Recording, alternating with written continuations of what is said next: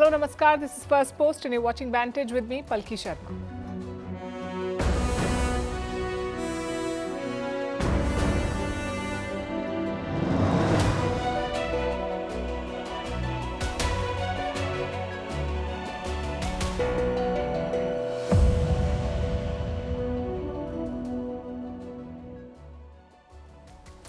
Will India stop buying Russian oil? Donald Trump has made a big claim. He says Prime Minister Modi assured him that India would stop buying Russian oil. So tonight we look at the numbers and New Delhi's response to this claim. Also, how China's chokehold on rare earths is hurting Indian manufacturers while Beijing is complaining about New Delhi at the World Trade Organization. Meanwhile, Trump is matching the rhetoric with military moves in the Caribbean. Will he attack Venezuela? What is the Syrian leader, the new Syrian president, what is he doing in Russia? We're decoding Putin's West Asia reset. And the trend of Gen Z protests from Nepal to Madagascar. Why is the youth angry and toppling governments? Why is China cracking down on the church? How India's Diwali gifting market is evolving with the times and technology. Are protein powders unsafe for you? A new investigation finds high lead content. What's the new super vaccine that promises to cure cancer? And what's the curse of 35? All this and more lined up. The headlines first. Bangladesh's prosecution lawyers demand the death penalty for Sheikh Hasina. The former Prime Minister is being tried in absentia. Hasina has defied court orders to return from India, where she fled last year after mass protests toppled her government. Hasina has been accused of ordering a deadly crackdown to crush the uprising. In India, 170 Maoists surrender in Chhattisgarh. More than 250 have laid down their arms in the last 2 days in Chhattisgarh and Maharashtra. This is one of the largest Maoist surrenders in recent years. The Narendra Modi government has promised to wipe out Naxalism by March 2026. French Prime Minister survives 2 confidence motions. This comes just days after he made a key political concession to stay in power. The French leader has backed suspending a divisive 2023 pension reform. France is the Eurozone's second largest economy. It has been mired in political deadlock since President Macron called snap elections last year. Thousands of mourners in Kenya flee in panic after security forces opened fire in a stadium. A large crowd had gathered there to see the coffin of opposition leader Raila Odinga. His body was repatriated from India today. Odinga will be laid to rest on Sunday. And European lawmakers call for stricter rules to protect minors online. This includes a minimum age of 16 to access social media without parental consent. The lawmakers also want no child under 13 to have access to any social media. The proposal will be put to a vote next month.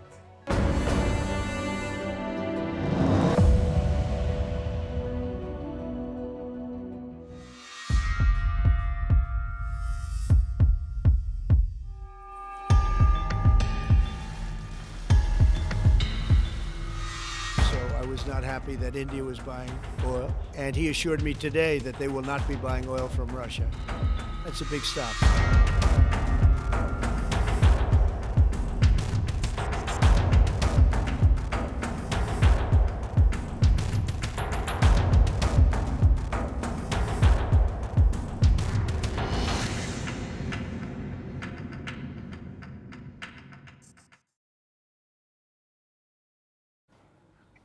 Donald Trump loves to speak for himself, for his government, for his family, and even for foreign governments. This time, he's speaking for India. Trump recently complained about India's oil purchases from Russia. He also imposed 25% tariffs over it, all in a bid to make India abandon Russian oil. And now Trump says, that India has agreed. Trump claims that he received a personal assurance from Prime Minister Modi, an assurance that India will stop buying from Russia. Not immediately, but eventually. So I was not happy that India was buying oil, and he assured me today that they will not be buying oil from Russia. That's a big stop. He's assured me there will be no oil purchased from Russia. I don't know, maybe that's a breaking story. Can I say that? Would you say? There will be no oil. He's not buying his oil from Russia. It started. You know, you can't do it immediately. It's a little bit of a process. But the process is going to be over with soon. Trump says he got this assurance on Wednesday, but India says there was no Trump-Modi call yesterday. We'll bring you the full Indian statement, but first some context. India virtually bought no Russian oil in 2022. But after the Ukraine war began, imports began flowing in. Why is that? To stabilize the oil markets. The West suddenly stopped buying Russian oil and Russian energy, so someone had to snap it up. If not, the prices would have increased substantially, and that is when India stepped in. In fact, even the United States encouraged India to buy Russian oil. They praised India for stabilizing global prices. Cut to 2025, there's a new president in the White House, and this president wants India to stop the imports. New Delhi has reacted to Trump's remarks. Listen to what they've said. It has been our consistent priority to safeguard the interests of the Indian consumer in a volatile energy scenario. This includes broad-basing our energy sourcing and diversifying as appropriate to meet market conditions. The statement also mentions America. It says India is keen to buy more energy from the US. As for Russian oil, look at the numbers. India's state-owned refiners were buying 1.1 million barrels per day in June. 1.1 million barrels per day in the month of June. By September, that was down to 600,000 barrels per day. That's a 45% drop from June to September. At the same time, private refiners are buying more. So India has not shut the Russian oil tap. The imports are very much on. And some of these shipments are being paid with the Chinese currency, the yuan. Says who? Russia's Deputy Prime Minister. He claims that India is paying for Russian oil with the Chinese yuan. Not all of it, just a tiny percentage. Still, this is a big deal because China is India's strategic rival, and yet India is using the Chinese currency for trade. I know it sounds counterproductive, but actually it's not. Because India's energy strategy is not driven by geopolitics. It is driven by the domestic need. In fact, let me go back to the Indian statement today. This is what it says next. It has been our consistent priority to safeguard the interests of the Indian consumer. Our import policies are guided entirely by this objective. So it's not a question of who is our rival, it's a question of how to get the cheapest oil, how to ensure that there is stability in supply. If that means using the yuan, India is open to doing it. Reports say Indian refiners have bought 2 to 3 Russian cargoes with the yuan, the Chinese currency. And that's the Indian policy in a nutshell. Focus on your demand, do not politicize or weaponize oil. But Trump does the opposite. He is using oil as leverage against Russia. The question is, will it work? It's unlikely that India will cut off Russian oil completely. Moscow is also confident of that. He proceeds from the understanding that the policy of the Indian government, first of all, reflects the interests of the Indian people, the interests of national economy, and those goals do not contradict the Russia-India relations. But India will be mindful of 3 concerns. The first is the narrowing discounts. West Asian oil is a lot closer to Indian ports. Russian oil is attractive only because of the discounts. In the month of August, that discount was $6. Now it is closer to $1, so the discount is reducing. Secondly, dependence is always a worry. Until September, Russia made up 36% of Indian oil. 36% of India's oil, that's almost 1/3 coming from one country. What if that supply is disrupted, which is India's third concern? Ukraine has been targeting Russia's oil facilities. For months, they have been launching drone attacks on refiners and depots. And the result is this: 20% of Russia's refining capacity has been hit. That's 1.5 billion barrels a day. Maybe that's why India is diversifying its supplies. Like I said, it's not about politics, it's about business. India is still hosting Vladimir Putin in December. India is still exploring Russian jets and weapons. The business side may change, but the politics will not.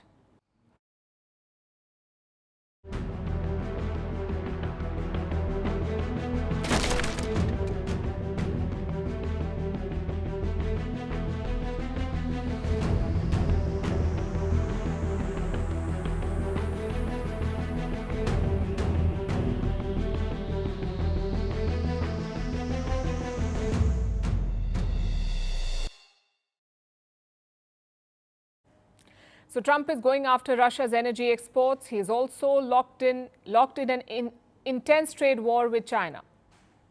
Trump wants to shift global manufacturing to America, and China wants to stop that. And all of this has a direct bearing on India. Let me show you how. In recent days, China has made two moves. First, it has filed a complaint against India at the WTO. The WTO is the World Trade Organization. It's the global trade watchdog. China has filed a complaint there. This is against Indian subsidies to EV and battery makers. India announced these subsidies last year. We're talking about subsidies worth over $1 billion for makers of EVs and batteries. These SOPs will make Indian EVs cheaper, and China is trying to block it. It says Indian subsidies violate WTO rules, they undermine China's commercial interests, they give an unfair advantage to the Indian industry.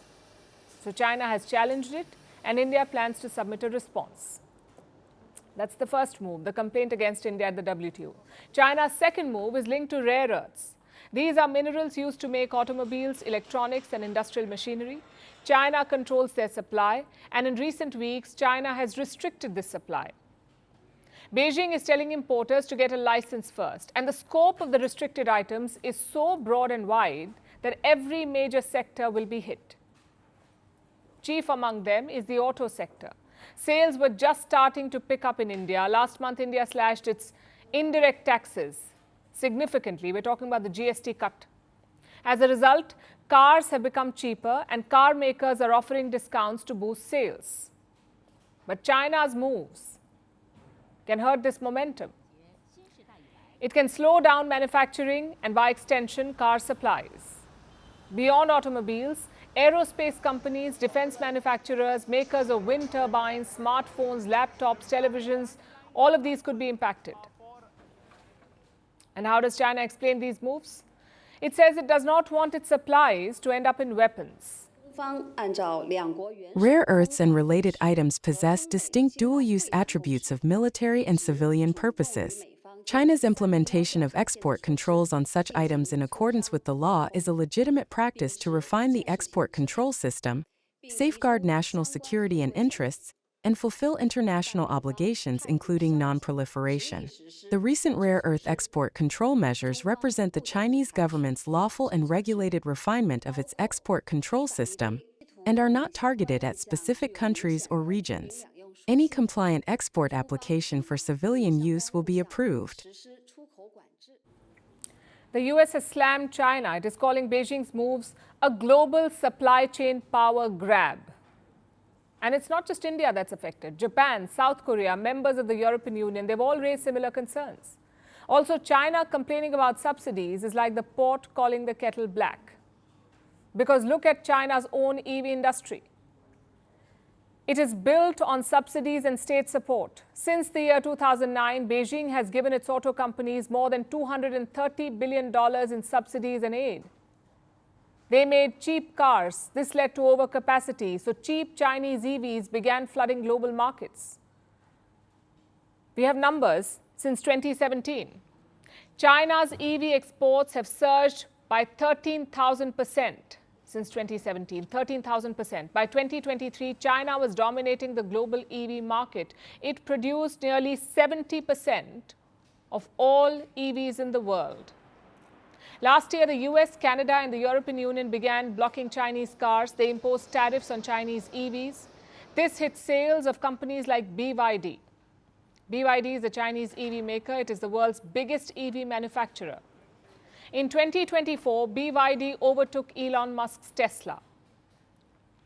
But now China is caught in a trade war with the US. It threatens BYD's crown. It also erodes China's dominance of the global export markets. So Beijing is trying to leverage its market power. It is weaponizing rare earth supplies and export controls. In the short term, this may be about leverage, a way for China to extract better terms from Donald Trump. But for the long run, China is basically sending a message to the world that it controls global supply chains, and it is willing to weaponize that control to protect its dominance and to block new challengers. The only solution for the world is to build alternatives. But that takes time. Until then, India must work with like-minded players, present a united front and resist pressure from major powers that are trying to hold the world hostage. I think Venezuela is feeling heat.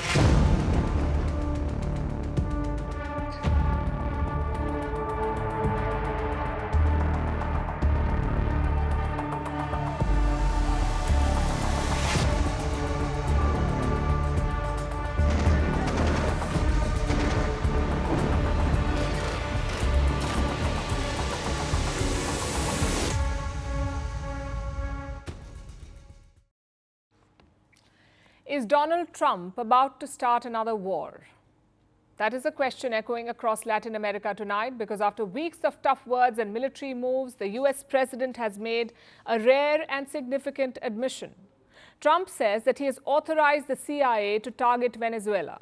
The CIA is the Central Intelligence Agency. It is America's foreign spy agency. Trump has authorized the CIA to carry out covert operations inside Venezuela. He says Venezuela poses a real threat to the US, so this operation is about American security. Listen to this. Why did you authorize the CIA to go into Venezuela? I authorized for two reasons, really. Number one, they have emptied their prisons into the United States of America. They came in through the they came in through the border. They came in because we had an open border policy. And the other thing are drugs. We have a lot of drugs coming in from Venezuela. And a lot of the Venezuelan drugs come in through the sea, so you get to see that. But we're going to stop them by land also. The message is clear. Trump is building a case. It's the classic Washington playbook. Paint another country as a danger to America, build a narrative of threat, and then strike. But Trump was asked a counter question. Does the CIA have the authority to take out the Venezuelan president? His name is Nicolas Maduro. Does the CIA have the authority to oust him? Listen to Trump's response. Oh, I don't want to answer a question like that. That's a ridiculous question for me to be given. Not really a ridiculous question, but wouldn't it be a ridiculous question for me to answer? But I think Venezuela is feeling heat, but I think a lot of other countries are feeling heat too. We're not going to let this country, our country, be ruined because other people want to drop, as you say, their worst.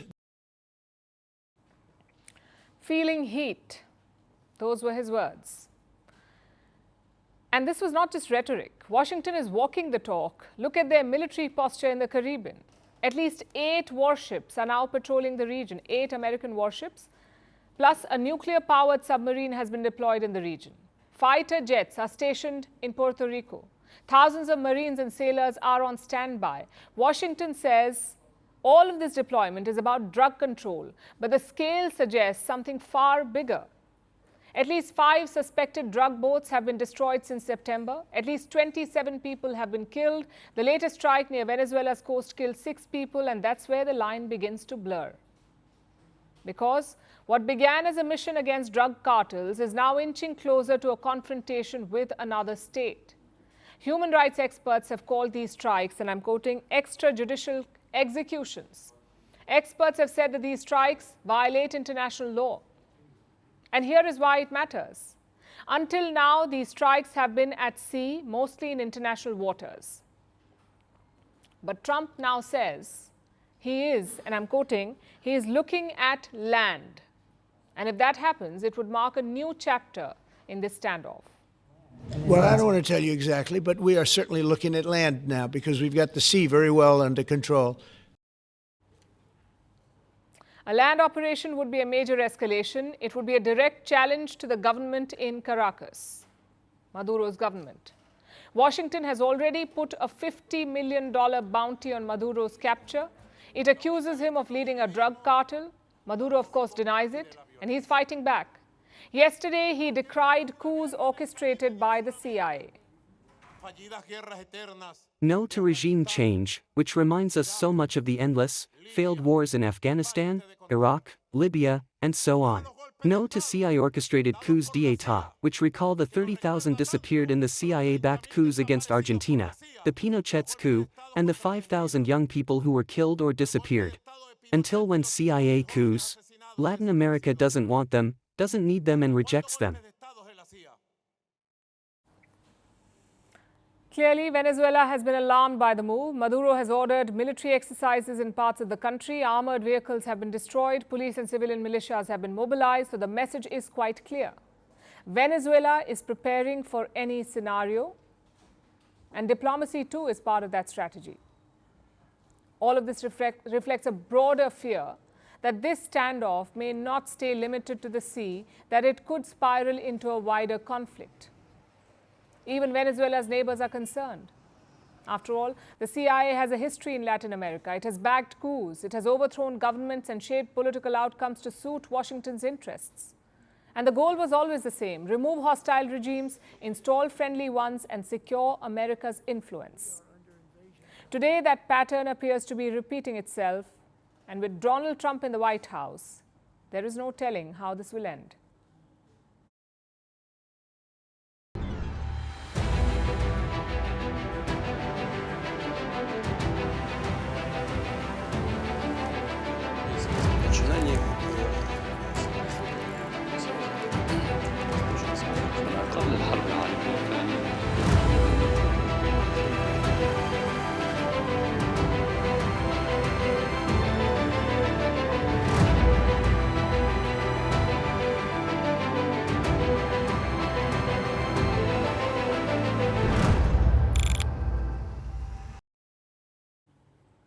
What's the most dramatic character arc you can think of?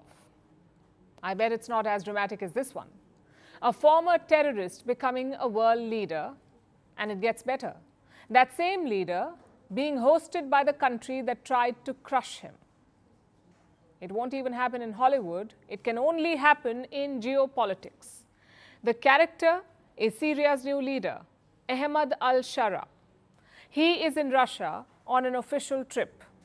The same Russia had supported his rival, al-Shara's rival, in the Syrian civil war. And who is the rival? Former Syrian President Bashar al-Assad. And guess what?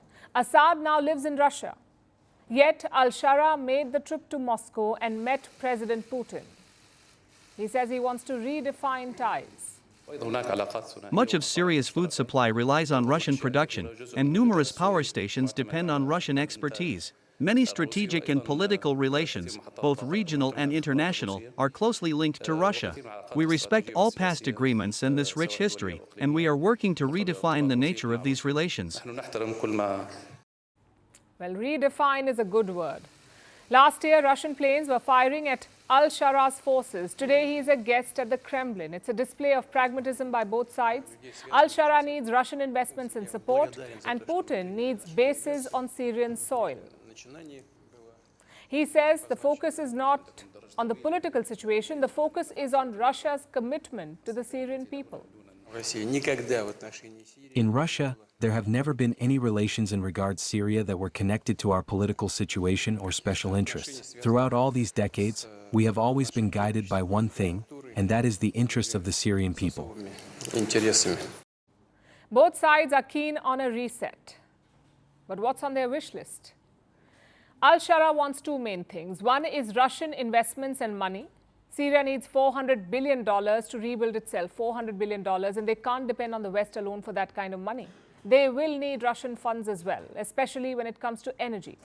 Syria has 24 billion barrels of oil, plus 8.5 trillion cubic feet of natural gas. Russia, as you know, is a world leader in energy production, so Russian technology and investments will matter. That's the first thing that al-Shara is looking for.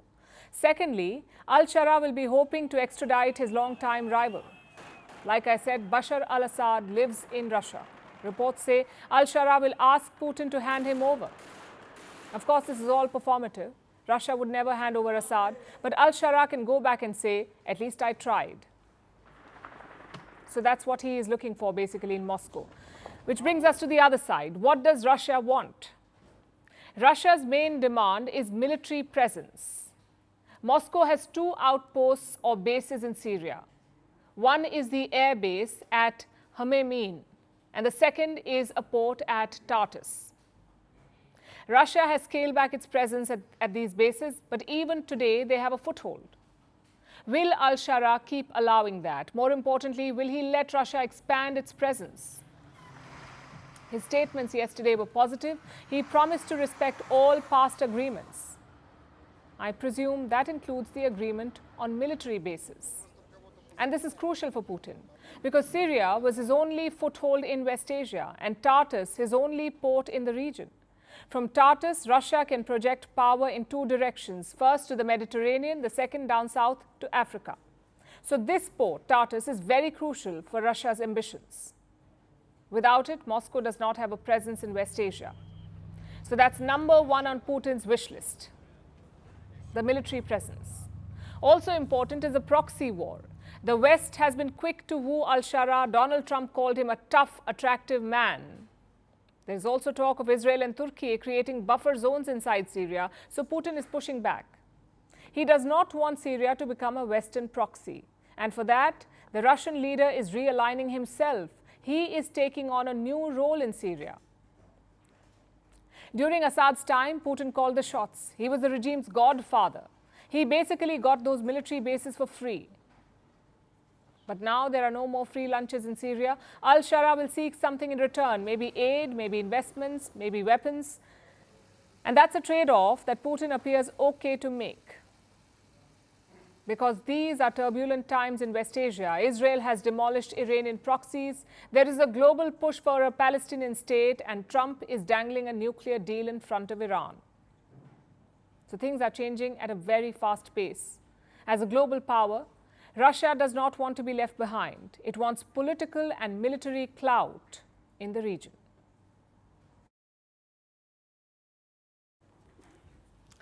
Speaking of turbulent times, a wave of protests is taking over the world, from the Andes to the Himalayas, from the Indian Ocean to the Pacific, and from South America to Asia. There's a wave of anti-government demonstrations.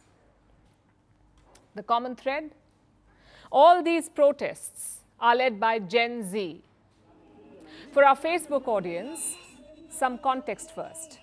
Gen Z are people born between 1996 and 2010. This is the first generation to grow up with the internet. It was not something that came into their lives. The internet was always there.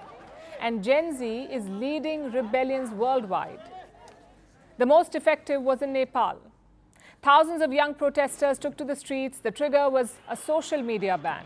But soon the complaints expanded to corruption, to inefficiency, and to political instability. Eventually, the government resigned.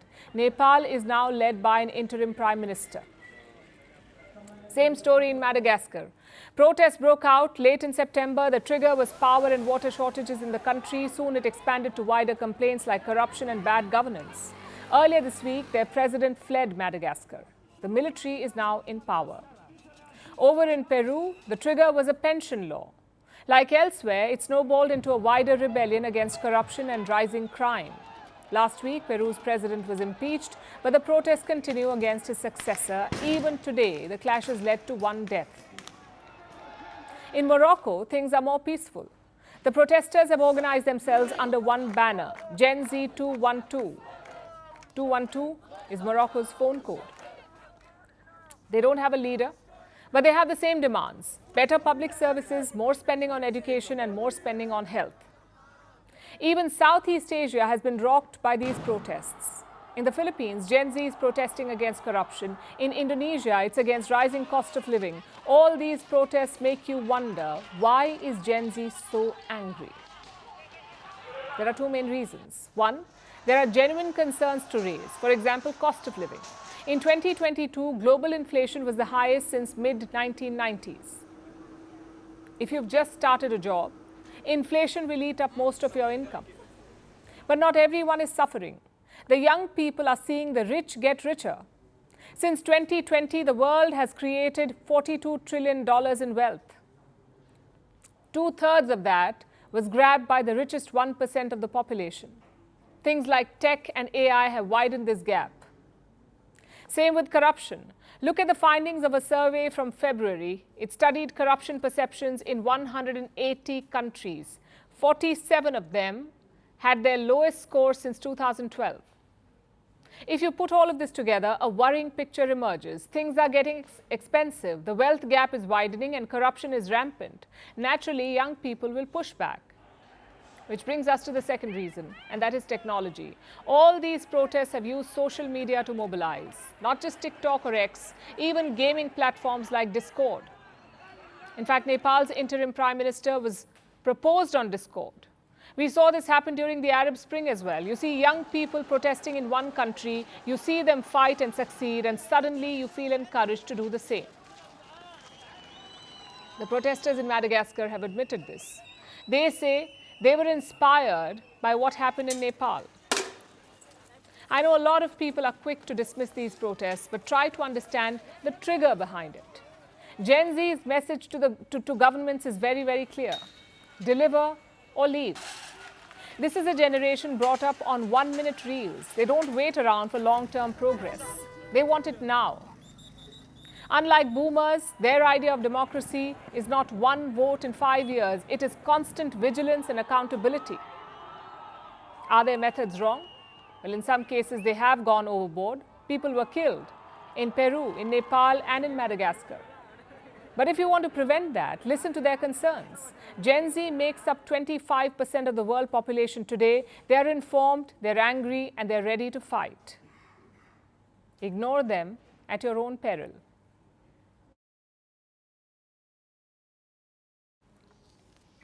Now let's talk about the latest crackdown in China. Chinese authorities are going after Christians. 30 pastors have been arrested. They belong to the Zion Church. This is an unregistered Christian group in China. Their leader was taken from his home last week. No lawyer has been allowed to see him. The Zion Church is not approved by the Chinese government. Officially, in fact, China is an atheist nation. They say there's freedom to practice your religion. But of course, conditions apply. It has to be approved by the Chinese state. There are 5 state-recognized faiths in China. Catholicism is one of them, but it is controlled by a government body. In the rest of the world, bishops are elected by the Vatican. But in China, they are picked by the Communist Party. This is part of a wider policy called Sinicization. It means religion must follow Communist Party values. And this crackdown is just the latest example of how far China is ready to go to impose these rules on its people. 30 pastors have been detained in China. Their crime, preaching without the Communist Party's permission. Last week, Chinese authorities raided homes across 6 provinces. Their target, the Zion Church Network, one of the largest unregistered Christian groups in the country. Pastors were arrested in Beijing, Guangxi, and 4 other provinces. Among them, the church's founder, Pastor Ezra Jin Mingri. He was taken from his home in Bihai. The charge, illegal use of information networks, a vague accusation that carries a maximum sentence of 7 years. Zion Church is what China calls a house church. It's not registered with the government. It operates independently, and that's the problem. Under Xi Jinping, loyalty to the Communist Party comes first, even in matters of faith. China's constitution technically guarantees freedom of religion, but critics say the government is rewriting that promise. They call it Sinicization, reshaping religion to fit Communist Party ideology. In practice, this means all clergy must pledge allegiance to the party. Their sermons must not challenge its authority. And they can only preach online through state-approved channels. For churches like Zion that refuse to register, the consequences are clear. In 2018, the government shut down their main sanctuary.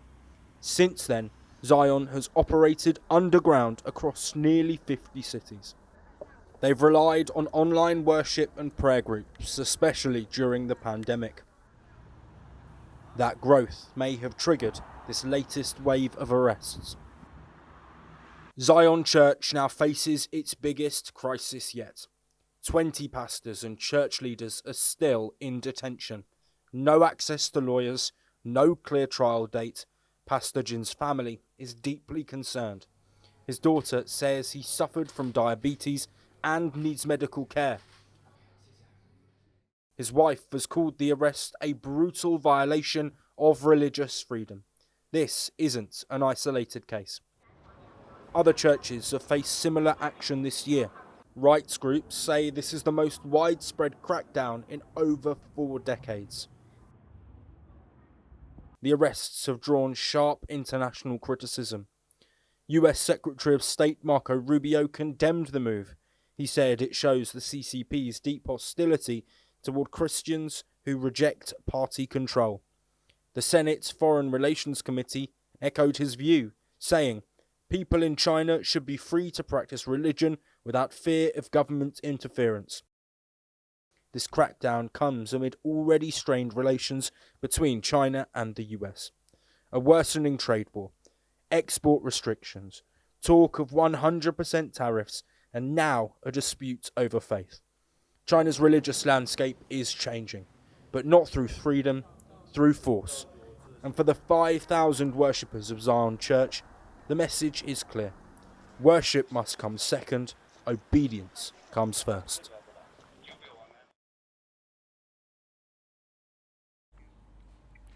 The streets are shimmering, the fairy lights are up, homes are getting cleaned and gifts are being packed. Because India is gearing up for the festival of lights, Diwali. But Diwali is not just a festival of lights, it's also the festival of gifting. From mithai to gold, from handwritten notes to Amazon deliveries, Diwali gifts are now part of the ritual, and that makes it a booming market. Right now, India's gifting market is worth 6.6 lakh crore rupees. That's around $80 billion, 80 billion, and it peaks during Diwali. Nearly 10% of all gifts in India are exchanged during this festival alone. 10%, which means around 60 to 70,000 crore rupees are spent just on Diwali gifts. 60 to 70,000 crores, that's around $8 billion US. And this includes everything from your Son Papadi boxes worth 200 rupees to watches that cost 2 lakh rupees. Basically everything that you gift on Diwali. Currently, this market is split into 2 halves. One is corporate gifting. Companies give Diwali gifts to their employees. Clients receive gift hampers. Diwali gifting becomes a marketing ritual. And it makes up for 10 to 20,000 crore rupees. The rest, around 50,000 crore rupees, is personal gifting. It is driven by individuals and families. And what do they give? Well, 2 decades ago, Diwali gifting was simpler. A box of laddus, a packet of dry fruit, maybe a Parker pen. Then came the 2000s. Urban salaries grew, corporate India expanded, Diwali gifting budgets entered Excel sheets. Soon, every company was sending identical dry fruit boxes. Cut to 2025, and the gifting scene has transformed into an art form. Now it's all about curation, aesthetics. Think sugar-free Kaju Katli in handmade boxes, gourmet tea assortments, minimalist brass diyas. In fact, the curated hamper has become India's most beloved Diwali gift. It's the perfect marriage of tradition and trend. Every major brand now sells one. Every startup curates one. Every influencer unboxes one. Some feature artisanal mithai, made using stevia instead of sugar. Others blend the old and the new. Some brands even sell themes like the Calm Kit or the Ayurvedic Wellness Hamper. There's also the return of handmade gifts, hand-woven textiles, terracotta diyas, ceramic sets, brass figurines. Sustainability is a big push during this season, which makes handicrafts a top choice. It also boosts India's artisan economy.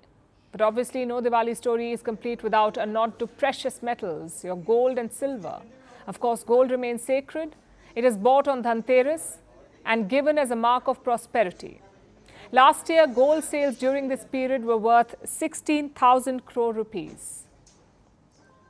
But this year, gold prices are at a record high, so silver is having its moment. From diyas to utensils and ornaments, more and more people are gifting silver this time, and it's not just the gifts that have changed over the years, it's also how we buy them. Yes, people still go to shops, but a lot of them also rely on quick commerce. From diyas to gold coins, from sweets to cleaning supplies, everything is a click away, delivered to your doorstep in a matter of minutes. The new Diwali bazaars are now on your phone. And India's age-old festival is thriving on its youngest industry. So where does Diwali gifting go from here? Maybe towards AI-curated personalization or hyper-local collaboration. Imagine a digital assistant that knows everything. Which sugar-free sweets does your friend prefer? What decor does your client like? And they have it delivered in 15 minutes.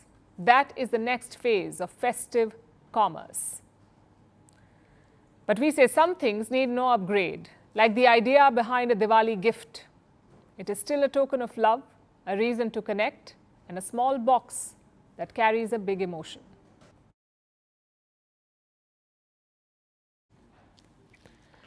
Walk into any gym today and you will see this ritual unfold like clockwork.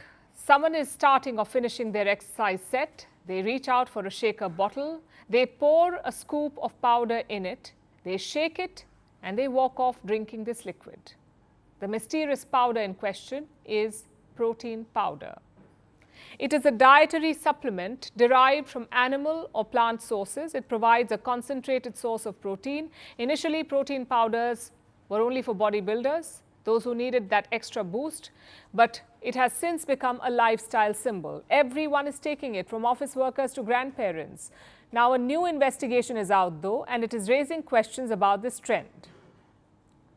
The investigation was done by a non-profit organization called the Consumer Reports.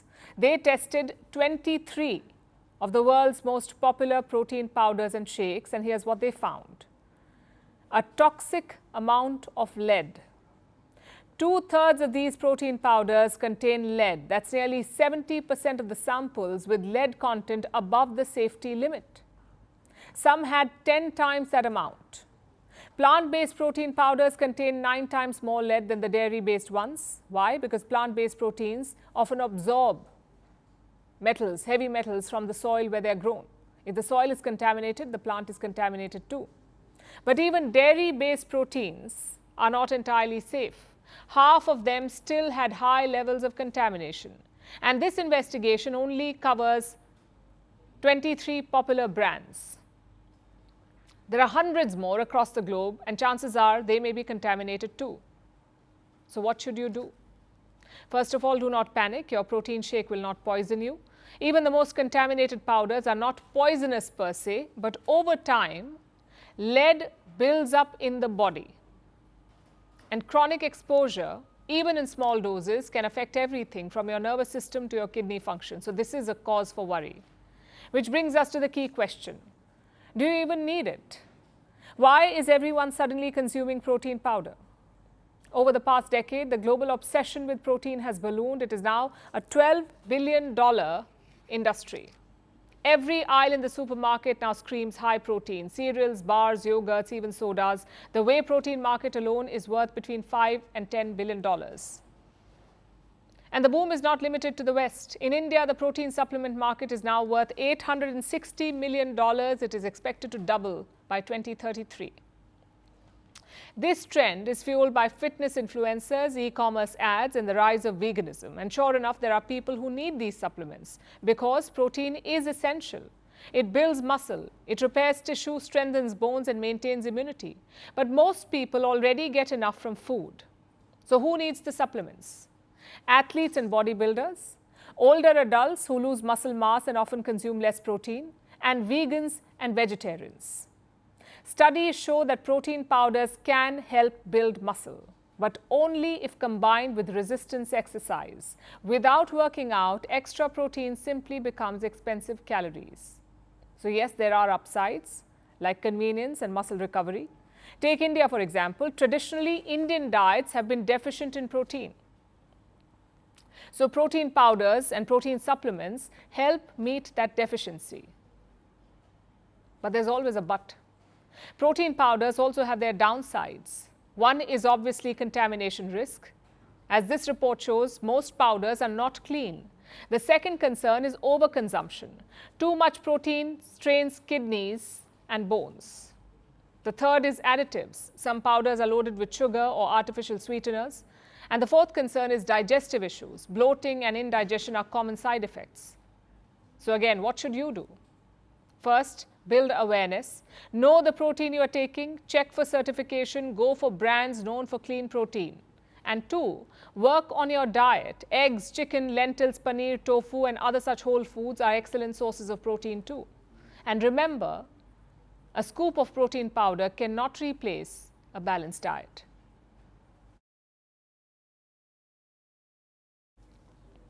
Now let's talk about cancer. It is one of humanity's greatest enemies. It kills millions of people every year, and most treatments begin only after the disease has already spread.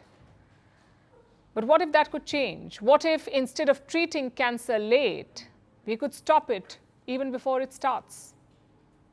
That's the question scientists in the US are trying to answer. They're testing a new kind of cancer vaccine. It is being dubbed a super vaccine. In early experiments, it stopped the formation of cancerous cells in mice. It also prevented the disease from spreading. It is still in the early stages of research and human trials are yet to begin. But if successful, this breakthrough could change how we fight cancer. Our next report explains. For decades, scientists have chased one dream: to stop cancer before it starts, to stop it before tumors form, before it spreads, and before it turns deadly. That dream may be closer than ever. A new study published in Cell Reports Medicine is offering fresh hope. Researchers in the United States have built a new kind of cancer vaccine. It is being dubbed a super vaccine. It is still experimental, but in early tests, it did something scientists have never seen before. It stopped cancer from forming in mice, and it stopped it from spreading through the body. Here's why that matters. Most cancer treatments start too late. We only fight the disease after it's already spread in the body. By then, it's harder to control. It spreads fast and survival rates fall. This vaccine could flip that approach. It teaches the immune system to recognize cancer early. It trains the body to attack before tumors grow. That could change how we prevent and treat cancer in the future. So how does it work? Scientists used nanoparticles. These are tiny carriers that deliver instructions to the body. Inside them are 2 key ingredients. First are antigens. They are small pieces of cancer cells. They teach the body what cancer looks like. Second are adjuvants. These are substances that wake up the immune system. They sound the alarm. They train the body to destroy any cell that matches the cancer signal. That's how a normal vaccine works. But this vaccine uses 2 adjuvants at the same time. It has not happened before, but the team built a super adjuvant that makes it possible. The result is a much stronger immune response. Mice were given the vaccine. Scientists waited 3 weeks for their immune systems to respond. Then they were exposed to a deadly type of skin cancer. The results were striking. 80% of the vaccinated mice never developed tumors. They survived for the full 250-day-long study. The non-vaccinated mice developed cancer. None survived beyond 35 days. The vaccine did even more. It stopped the spread of cancer to other organs. The scientists even pushed their research further. They wanted to see if the vaccine could work against other aggressive cancers too. The results were still strong. Most of the vaccinated mice stayed cancer-free. And that's where this breakthrough could change everything, because if similar results happen in humans, it could transform how we fight cancer. Treatment might not begin after the disease appears, could start before cancer even forms. For people with a high genetic risk, that could be life-changing. It might mean a single shot that stops the disease before it ever takes hold. It could also reshape cancer care in hospitals. Most treatments today involve chemotherapy, radiation, or surgery. They are expensive, painful, and often come too late. A vaccine could flip that model. It could make cancer prevention part of routine healthcare, just like vaccines for viruses are today. There is still a long way to go. This vaccine has only been tested on mice. Human trials might take years. Scientists still need to prove that it is safe and effective. But one thing is clear: the potential is enormous.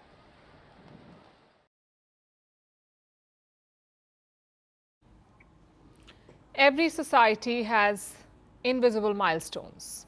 18 years for adulthood, 25 for marriage according to your relatives, and in China it's 35 for professional relevance. You hit 35 and suddenly recruiters stop calling. You're told your skills are outdated. Companies want someone more dynamic, and that is code word for young. And it's not that you're old. In fact, 35 is not even middle age. But in China's competitive market, fresh graduates flood the pipeline every year, so 35 is old enough. And in fact, this phenomenon has a name too. It is called the curse of 35. It's become both a meme and a menace. For decades, China's state sector capped hiring at 35. It had a simple argument: younger candidates offer longer service potential.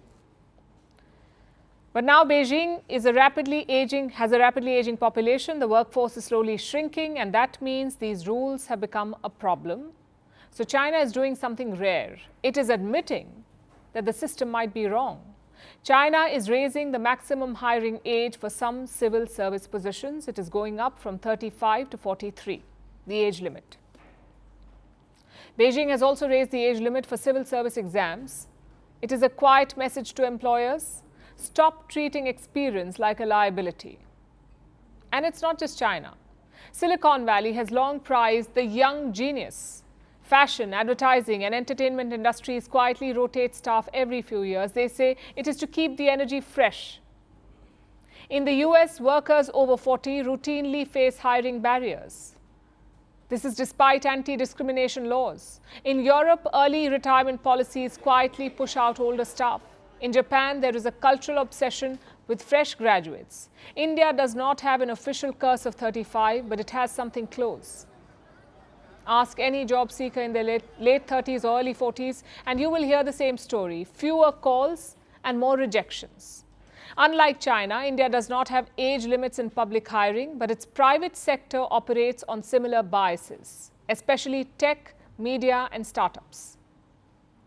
The World Health Organization estimates that half of the global population holds ageist attitudes. For them, the logic is quite simple: youth equals innovation and age equals decline. Except it doesn't. Research shows that productivity and creativity peak well into one's 40s. But the modern workplace rarely gives people that chance. And let's be honest, a lot of this is not personal, it is purely financial. Hiring younger workers is cheaper, they cost less in salary, benefits and family obligations, they are less likely to ask for work from home flexibility or extended leave, they don't question office hierarchies, they will rarely ask for maternity leave or healthcare benefits. Meanwhile, experienced workers often come with high pay packages and higher expectations. They question processes, they demand boundaries. And in industries built on burnout and high turnover, that can seem like bad business. But here's the irony. Replacing experience with enthusiasm costs companies. They may think they're saving money, but it often costs them in training mistakes and in constant rehiring. So what is the solution? How do you break this curse of 35? Well, the idea is not to romanticize older workers or to vilify the young. The idea is to stop treating age like a qualification. China's recent decision to raise the civil service age limit is a start, but real change will come when private companies follow suit. Anti-discrimination laws must catch up. The society must stop assuming ambition expires at 35, because in the end, talent does not age, and neither should opportunity.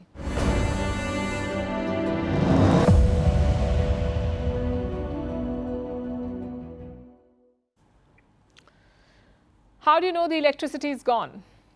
Simply switch on your light. If it doesn't light up, there is no electricity.